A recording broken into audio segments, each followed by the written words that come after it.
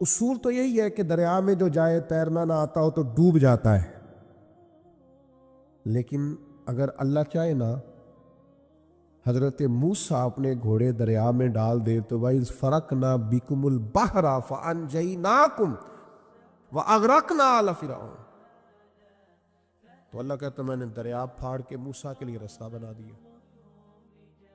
اچھا، جس دریا سے حضرت موسیٰ بچ کے نکل گئے اسی دریا میں فرعون اور فرعون والے غرق ہو گئے۔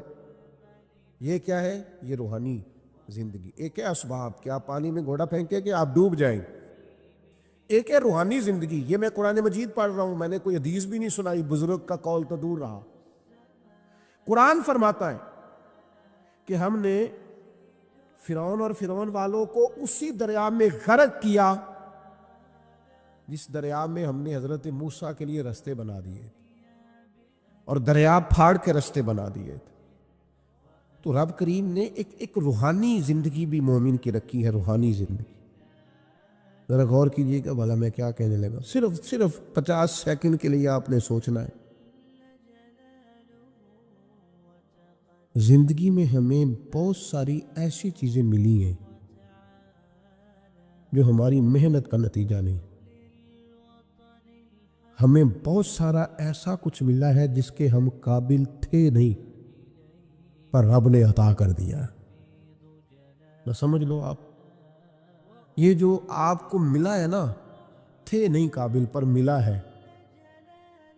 کچھ تو محنت کی ہے، کوشش کی ہے، تو اس کے سبب سے ہو گیا۔ جو بغیر محنت کے جد و جہد کے ملا ہے نا، یہ وہ روحانی رستہ ہے جس کے بارے میں اللہ کا قرآن کہتا ہے وَمَن يَتَّقِ اللَّهَ يَجْعَل لَّهُ مَخْرَجًا، جو اللہ سے ڈرے گا اللہ ہر مشکل سے نکلنے کے لیے اسے رستہ عطا کر دے گا۔ وَيَرْزُقْهُ مِنْ حَيْثُ لَا يَحْتَسِبُ، اور اسے وہاں سے رزق دے گا جہاں سے اس نے کبھی سوچا بھی نہیں ہوگا۔ ایک روحانی زندگی ہے انسان کی، وہ میرے ساتھ بھی ہے، آپ کے ساتھ بھی۔ کئی چیزیں ہمارے پاس ایسی ہیں کہ اگر ہماری قابلیت دیکھی جائے تو وہ ہمارے پاس ہو سکتی، یعنی سے ثبوت نہ پوچھو میں تو نظر کرم قد ہوئی، اے میں جانا یا دل بھر جانے، اے پھر غیر نہ جانے۔ کچھ چیزیں ایسی ہیں جو خالص مختصر سی میری کہانی ہے، جو بھی ہے ان کی مہربانی، وہ ہماری محنت کا نتیجہ۔ یہ روحانی زندگی ہے، روحانی زندگی کو سمجھو۔ ایک روحانی نظام ہے اللہ کا، اس نے بنایا۔ صحابہ فرماتے ہیں جنگ بدر کا موقع تھا، اللہ کے فرشتے آئے ہوئے تھے، قرآن کہتا ہے فرشتے آئے ہوئے تھے۔ تو حال یہ تھا کہ صحابہ فرماتے ہیں ہم کسی کی گردن کافر کی کاٹنے لگتے تھے، اس کی گردن ہم سے پہلے کٹ کے گر جاتی تھی۔ یہ کیا ہے؟ یہ اللہ کا روحانی نظام ہے، اس نے بنایا ہے۔ آپ کے اور میرے ساتھ یہ نظام وابستہ ہے۔ تمہیں بتاؤں گھروں میں سب سے بہترین گھر کون سا ہوتا ہے؟ او میرے بھائیوں، وہ کتنا کو بہترین گھر ہے جسے مدینے والے رسول نے بہترین کہہ دیا۔ فرمایا تمہیں بتاؤں نا گھروں میں بہترین گھر کون سا ہے؟ ہم سمجھتے ہیں ٹائلیں اچھی ہوں، کمرے ہوادار ہوں، اور کچن جو ہے وہ انواع و اقسام کے کھانوں سے بھرا ہوا ہو، سین اچھا ہو، اور جناب ہر چیز کی سہولیات گھر میں ہو، امن ہو، سکون ہو۔ نہیں، حضور فرماتے ہیں مجھ سے پوچھو نا بہترین گھر کون سا ہے؟ تو یا رسول اللہ بتائیے، سیاستہ میں حدیث ہے، کریم رسول فرمانے لگے گھروں میں بہترین گھر وہ ہے جس میں کوئی یتیم رہتا ہو اور اس کے ساتھ سلوک اچھا کیا جاتا ہو، اچھا سلوک کیا جاتا ہو، یتیم کو رکھا جائے، پھر اس کی پوری نگرانی کی جائے، اسے پورا پیار دیا جائے، اسے پوری محبت دی جائے، یتیم رہتا ہو اور اس کا خیال بھی رکھا جاتا ہو۔ اور میرے نبی کریم صلی اللہ تعالی علیہ وسلم فرمانے لگے تمہیں بتاؤں نا کہ گھروں میں بدترین گھر کون سا ہوتا ہے؟ بدترین گھر کون سا ہے؟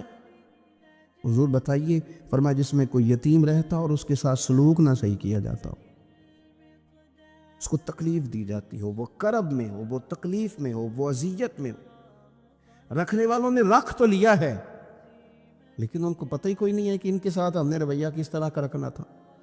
یہ ایک اللہ کی قدرت ہے، اس کی حکمت ہے۔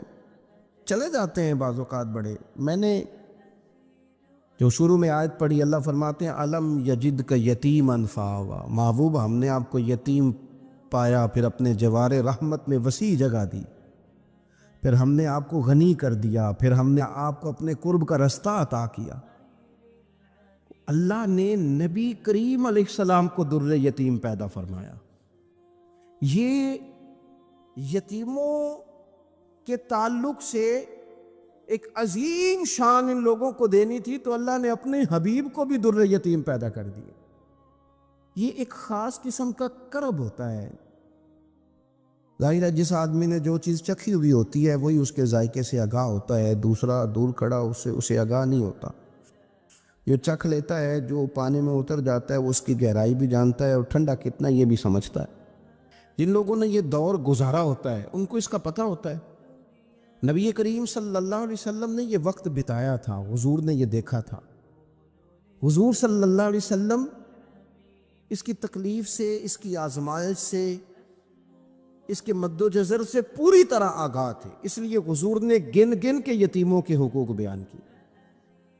میں نے اپنی زندگی میں یہ نظام دیکھا ہے، پہلے 2 ہفتے لوگوں کی نظروں میں بڑا پیار، اگلے 2 ہفتے اس میں تھوڑی سی کمی، پھر اس کے بعد آہستہ آہستہ کہنا کہ چلو کوئی تعلیم حاصل کرنا ضروری تو نہیں نا، چلو یہاں پڑھنا ضروری تو نہیں نا، چلے بندے کو خرچے بھی تو کم، پھر آہستہ آہستہ، کیونکہ کوئی بھی چیز ہے نا وہ پرانی ہوتی ہے، اس میں کمزوری آنا، پھر لوگوں کے لب و لہجے کا تبدیل ہونا، پھر بعض اوقات کسی شخص کا آ کے کوئی بات پوچھنا تو اس کے سوالوں میں چبھن،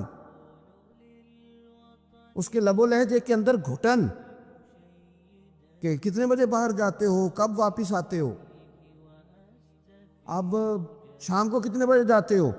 ابا بھی یہ باتیں پوچھتے ہیں، وہ بھی یہ کام کرتے ہیں، لیکن اس رویے کے اندر جو چاشنی ہوتی ہے وہ اور ہوتی ہے، اس میں جو درد ہوتا ہے وہ، اور کسی کا یہ پوچھنا اور پھر اس انداز سے پوچھنا کہ محسوس ہو کہ لب و لہجے سے طنز چھلک رہا ہے اور باتوں سے جو ہے شیرینی کی بجائے لہو ٹپک رہا ہے، اور آپ تیزاب کا کام کر رہے ہیں یہ سوال جواب کر کے۔ یہ کمزوریاں، یہ انداز، اور یہاں تک کہ بیٹیوں کے رشتے دیکھنے والوں کا آنا تو ان کا یہ پوچھنا کہ بھائیوں کا رویہ کیسا ہے۔ ابا کے ہوتے لوگ یہ سوال نہیں پوچھتے، والد کے جانے کے بعد پوچھتے ہیں آپ کے بھائیوں کا رویہ آپ کے ساتھ ٹھیک ہے، یعنی معنی یہ ہے کہ وہ کچھ دیں گے کہ نہیں دیں گے، وہ کچھ جہیز بنائیں گے کہ نہیں بنائیں گے۔ یہ ساری چیزیں اس کرب سے وہ بچے گزرتے، اور پھر وہ بڑے قریبی لوگوں کو بھی اپنا قریبی سمجھنا چھوڑ جاتے ہیں۔ پھر ایک وقت ایسا آتا ہے کہ وہ سمجھتے ہیں ہمیں اپنے دامن میں ہی اپنے آنسو چھپا لینے چاہیے، کسی کو نظر نہ آئے۔ وہ محسوس کرتے ہیں کہ ہمیں خود سے ہی بس سمٹ جانا چاہیے، کسی تک ہماری کوئی چیز پہنچے نہ۔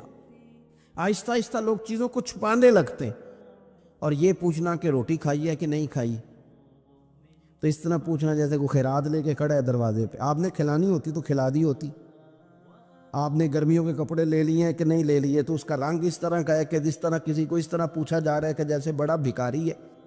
یہ ساری چیزیں ہم اس انداز میں کرتے ہیں کہ وہ جو خوبصورت، میں کہہ چکا ہوں کہ پھر اگر کسی ادارے میں وہ بچے ہیں تو وہاں ان کو دکھایا جاتا ہے کہ اتنے بچے ہیں تو ہمیں فنڈ چاہیے۔